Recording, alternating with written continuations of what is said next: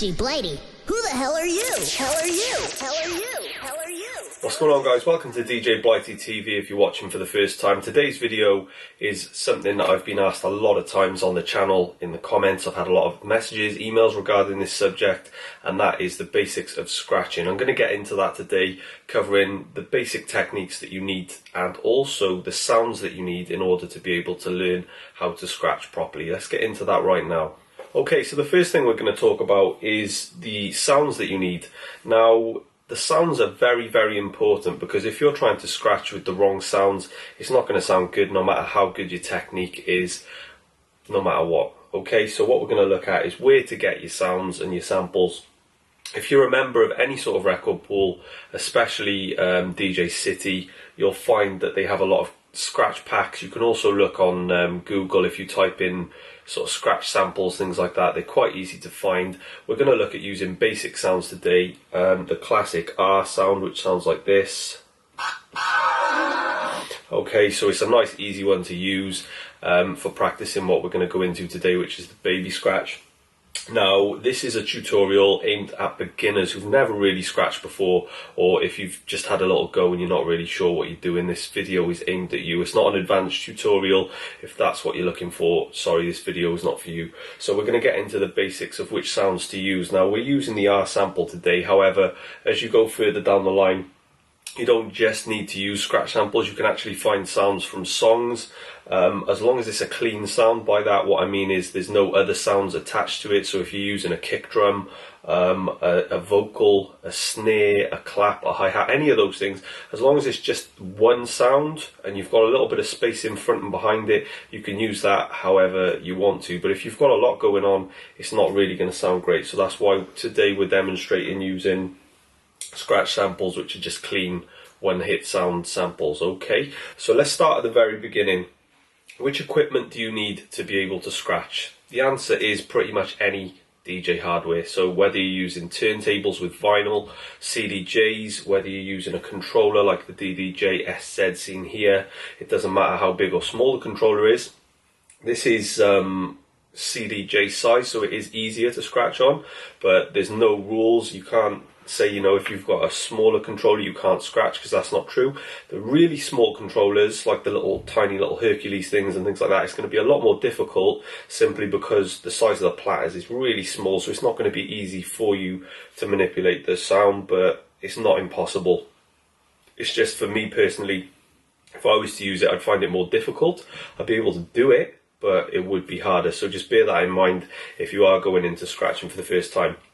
I'm going to demonstrate on the SZ here today, but the same technique can be applied to any equipment that you use. Okay, it doesn't matter what software, whether Serato, Tractor, whether you're using records, USBs, it doesn't matter. So the first thing we're going to go into is the timing. Now, the baby scratch is really the base of any scratch that you do, no matter how advanced. This is where you need to begin, and the timing is the most crucial part, because if you're making noises just jerking the record back and forth, it's not going to sound good if you're off time to the music you're playing it to.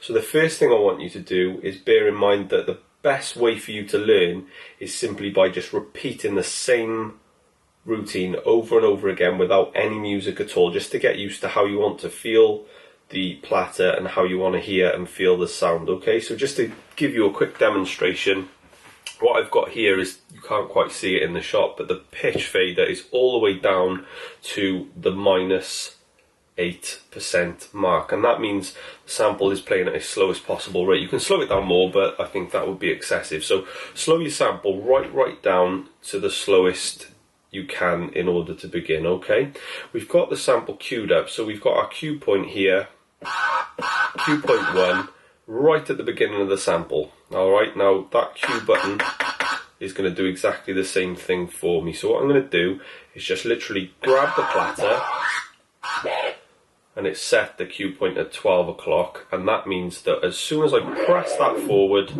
that sound is going to be there. Okay, so what we're going to do is literally look at moving the platter back and forward. How you hold the platter is entirely up to you. It literally does not matter as long as you stay within, if you imagine this is a clock face, if you stay within 12 and 6 p.m. to the left hand side, you're going to get the maximum amount of control. If you were to try and hold it, which I have seen some people do on the right hand side, it's just not going to be as comfortable or as maneuverable. You're not going to have much room to move as effectively. You've got a lot less control if you hold it on that side. So we're going to hold it on the left hand side of 12 and 6, wherever you're comfortable. You can use 4 fingers, 3, 2, even 1, whatever's comfortable for you. Just have a little mess around with it and see what works for you. Okay, now what we're going to do once we've mastered that is literally just look at moving the record, not even record in this case, platter, forward and back, but in a motion where you're trying, your aim is to get it going in a rhythmic pattern, so you're constantly moving it at the same speed and the same amount as well. So you don't want to be doing that. You want to keep the same rhythm and the same momentum and the same timing. So it's just constantly forward, back, forward, back, forward, back, forward, back. You're never going to get it spot on, but keep it as tight as you possibly can.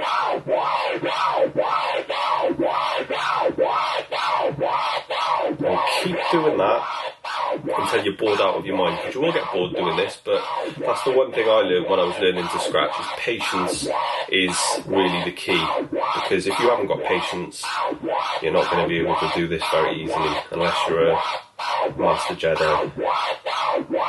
So yeah, just keep doing that back and forth until you're comfortable with how you're holding the platter and how you're manipulating the sounds, which is constantly sounding pretty much the same. Okay, and what I want you to do is just keep on practicing that with no music at all until you feel comfortable with how your control is more than anything, so you're holding the sound nice and steady. Once you've mastered that, we'll step it up to actually doing it over a beat, because that's going to help with your timing. So what I'd advise is using a slower, lower tempo beat to begin with, and then gradually, as you get more confident, building up the pace and just trying to keep that timing locked in, because you won't be able to move on to more advanced scratches until you've mastered that basic timing and technique. Okay, so what I want you to move on to then is literally just getting an instrumental, nice clean one, nothing too much going on. Here I'm using Pharaoh Monch, Simon Says, classic hip hop beat. It's nice and clean to scratch over, which sounds like this. And all I want you to do, crossfade is not involved in this whatsoever, and we're just going to get that sample and we're just going to move it in time with a beat like this.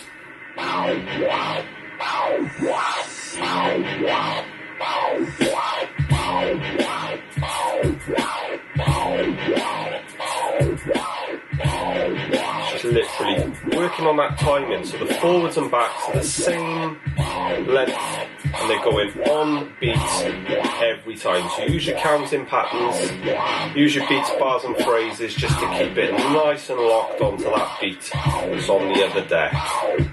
Once you get confident with that, pick the pace up. Not as quickly as I just did, but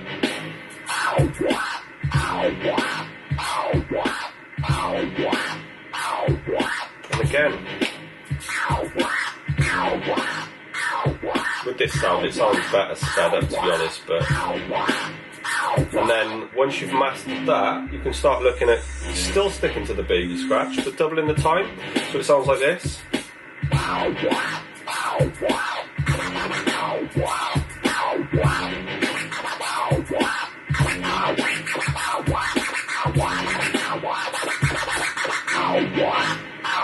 So you're still keeping just literally, my right hand didn't do anything at all.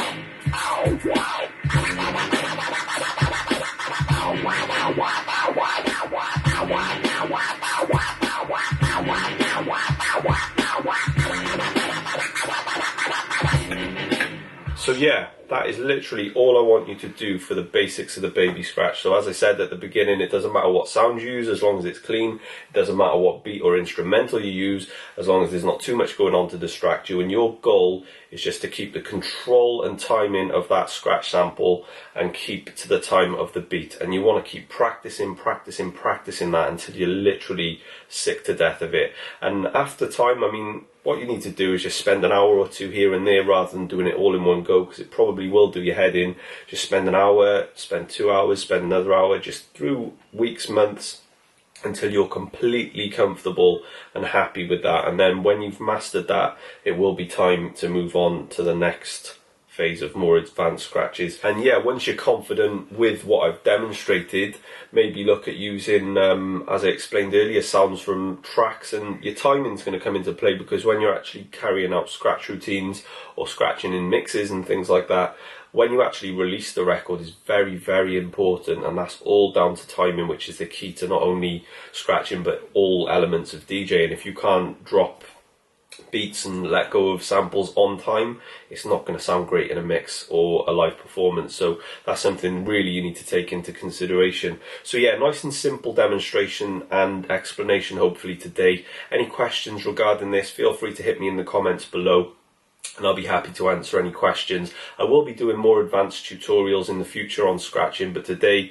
I've had a lot of people who've never scratched before asking me for this video which I've just given to you, so hopefully it will help you on your scratching journey. Personally, I'm not a scratch expert. I don't claim to be up on the sort of standards of someone like Jazzy Jeff or Scratch Bastard, but I've got a decent amount of scratching knowledge under my belt, so hopefully I can help you as much as I possibly can. If you haven't already done so, please subscribe to the channel for future tips and tutorial videos. Any advice you want regarding anything in the DJ world, feel free to ask me in the comments below. Thanks for watching today's video, and I will see you on the next one really soon. Peace. I'm DJ Blighty. Who the hell are you? Hell are you? Hell are you?